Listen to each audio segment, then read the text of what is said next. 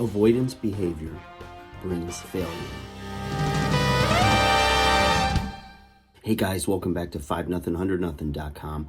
I am Fugget, the fittest underdog guru, using intelligent tactics and whispering just a little bit. It's very early in the morning, and I don't want to wake the other person. So I'm trying to keep it down, and I'm wearing my little skull cap, knit cap, whatever you call it, because I have bedhead, and I don't like that to live on in the internet universe forever. So that's what you get. All right, let's talk about it, guys. Avoidance behavior. Okay, now let's say you've got bills piling up, but you want to go out and buy that new iPhone, or you know that you should lose 10 pounds, but you're gonna start Monday. That was 32 weeks ago. Let's say you want to have that talk with a family member that you have a little bit of dissension with. Let's say that there was a little fight, a little misunderstanding, tempers rose, and now the relationship is damaged. You haven't talked to them, okay? And then suddenly that person passes away, okay? Avoidance behavior brings failure. There's no way to go back and make things right with that person.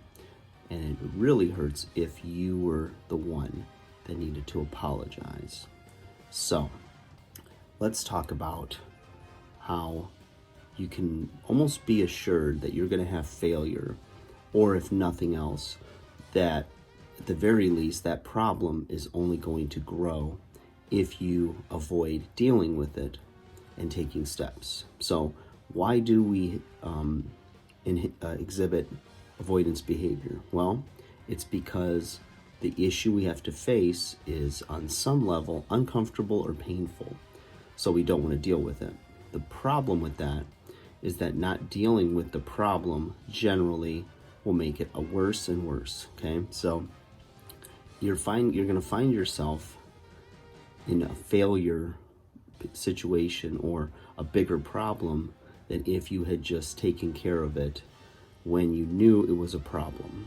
And once you start practicing those disciplines, right, to where when something comes up, so much as it depends on you, you deal with it, tackle it, get it done. It's going to move you more in the direction of where you want to go in your life. And it's just like anything else. It's like a muscle. It's a habit. It's just a matter of practicing it over and over. And sometimes it starts with little things, right? And what happens when you've avoided doing something, making that call, or taking care of something that you were supposed to? It gives you a sense of accomplishment. Your self-esteem rises, your confidence rises. And then from that point on, you wonder why you just didn't deal with it. So why did you put it off so long? And that's just it's a discipline, and it's a lifestyle. It's a daily thing that you need to always be conscious of. And there's a difference between putting off something, a phone call you got to make for work, a day or whatever, and then tackling it. But what happens is it's almost like it becomes this monster.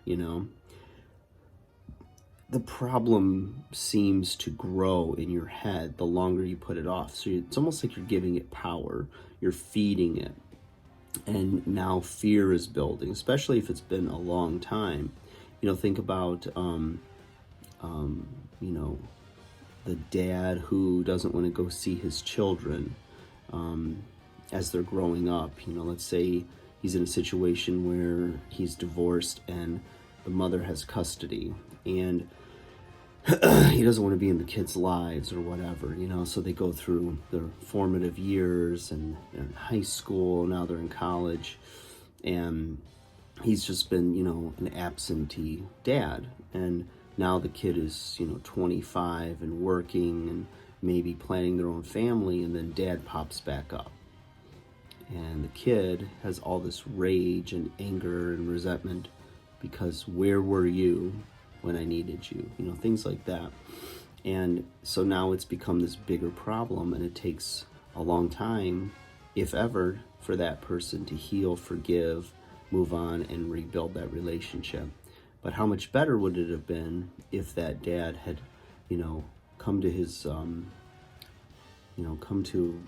understand that, he needs to be present now or sooner than later, because the longer he put it off, the worse things got. So avoidance behavior, guys, is never a good thing, and you want to tackle those things in your life so that, when you look back, and, I know people that are like, wow, I always have these problems. And usually if we start to peel back those layers of the onion and see why they have those problems, it's little things that they could have fixed early that would not have led to these, catastrophic situations that they find themselves in. So yeah, it's painful to deal with it today, but it's going to be a lot more painful to deal with it tomorrow.